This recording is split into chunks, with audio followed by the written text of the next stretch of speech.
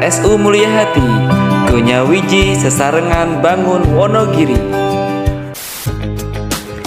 Halo sahabat, sebelum nonton tayangan ini silahkan untuk like, subscribe, lalu share.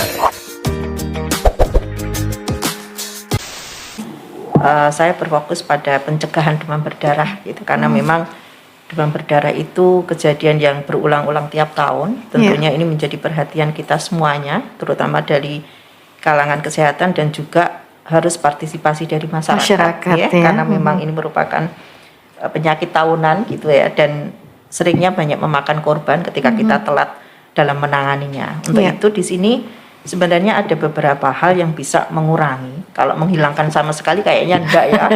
Meminimalisir meminimalisir dari timbulnya mewabahnya penyakit demam berdarah ini. Tadi sudah disampaikan Bu Dimar tentang bagaimana gejala dan sebagainya. Ini yang sangat penting buat masyarakat adalah pencegahan itu lebih baik daripada pengobatan. Tentunya gitu ya. Jadi memang program pemerintah itu saat ini adalah preventif, banyaknya seperti itu. Seperti menjadi program-program dari puskesmas dan sebagainya. Preventif untuk demam berdarah ini sangat penting untuk kita ketahui. Yang sangat terkenal untuk preventif ini adalah bagaimana caranya untuk meminimalisir nyamuk-nyamuk yang akan menularkan atau sebagai vektor tadi ya, untuk menularkan virus dengue gitu ya, yaitu Aedes aegypti. Nah, ini tentunya bagaimana caranya agar nyamuk itu tidak bisa berkembang. Nah, itu yang penting. Nah, maka pemerintah setelah menyampaikan program bertahun-tahun yang lalu tentang 3M, lalu dilanjutkan dengan 3M plus gitu ya. 3M plus yang sekarang yang sangat terkenal. Nah, ini yang pertama M-nya adalah menguras. Tadi disampaikan bahwa nyamuk Aedes itu suka pada tempat-tempat yang bersih. Jadi memang nyamuknya ini suka nyamuk yang higienis gitu ya. Nyarinya yang bersih-bersih gitu. Makanya di rumah itu seringnya adalah vas bunga.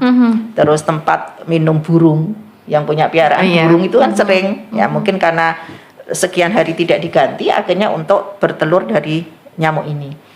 Terus kalau di desa-desa itu adalah mungkin ada tumbuhan-tumbuhan ya kan, atau potongan-potongan bambu yang akhirnya tidak ditutup dengan pasir akan menjadi genangan air di situ. Nah, ini kadang-kadang kita lewatkan ya di kebun-kebun itu banyak sekali, atau daun-daun yang cekung gitu ya bentuknya, akhirnya menjadi tempat genangan air yang bagus, dan itu untuk tempat tumbuh yang bagus untuk Aedes aegypti ini. Makanya di sini yang pertama adalah kalau di rumah tangga adalah menguras. Jadi penampungan apapun di rumah kita itu harus dikuras paling nggak 3 hari sekali. Misalnya tempat air minum, ya kan, mungkin bak mandi, itu biasanya kan seperti itu. Nah, meskipun gitu maka 3 hari itu baiknya dikuras. Maka kalau di puskesmas itu ada di masyarakat tentang menghitung jentik-jentik nyamuk ya Mbak ya, kalau di sini. Menguras, ini penting sekali. Kalau vas bunga ya diganti, tempat air minum burung itu mungkin harus diganti tiap 3 hari sekali, paling nggak seperti itu. Yang kedua adalah menutup. Ya, jadi tempat-tempat penampungan kita adalah ditutup, jangan dibiarkan terbuka. Itu salah satu cara agar tidak bisa dijadikan tempat bertelurnya nyamuk Aedes aegypti. Terus yang ketiga adalah mendaur ulang. Nah, ini ya, tadi disampaikan banyak sekali sampah-sampah plastik di sekitar kita yang tentunya ketika hujan akan banyak menampung air, dan disitulah bisa menjadi tempat bertelurnya nyamuk Aedes aegypti. Ini merupakan salah satu cara sebenarnya praktis, mudah, dan murah gitu ya. Dibandingkan dengan cara yang kedua adalah fogging seringnya. Fogging itu akan dilakukan ketika memang wabahnya sangat meluas gitu ya, menjadi endemik di suatu sebuah daerah. Karena untuk memutus atau membunuh nyamuk-nyamuk yang dewasa maka digunakan fogging. Tapi telurnya tidak akan mati gitu. Nah, ini karena memutus untuk membunuh nyamuk-nyamuk dewasa kalau fogging. Fogging itu berbiaya sangat tinggi gitu ya, dan koordinasi dengan mana-mana. Kalau 3M itu nggak perlu koordinasi, masing-masing ibu rumah tangga bisa melakukan gitu ya. Makanya yang paling praktis ya, paling murah adalah 3M plus. Nah, plusnya apa di sini? Plusnya itu misalnya kalau di rumah jangan suka menggantung baju. Nah, ini menjadi tempat yang sangat, jangan kalau mengibaskan gantungan baju itu sebanyak nyamuk yang terbang. Nah, ini tempat yang favorit kalau di rumah untuk bersembunyi nyamuk-nyamuk Aedes aegypti. Dan ini sering dilakukan di rumah-rumah ya Mbak ya. Terus yang kedua adalah mungkin pakai tirai ketika tidur. Tempat tidurnya diberi tirai. Kalau zaman dulu rumah-rumah tangga mesti punya tirai ya. Kalau sekarang kayaknya nggak usum ya Mbak ya. Selambu ya kalau zaman dulu. Selambu betul, kelambu itu. Terus mungkin pakai obat nyamuk yang aman buat kita. Atau mungkin menanam pohon-pohon yang tidak disukai nyamuk. Lavender, biasanya kayak situ ya. Kalau ini baunya wangi tapi tidak disukai oleh nyamuk. Gitu.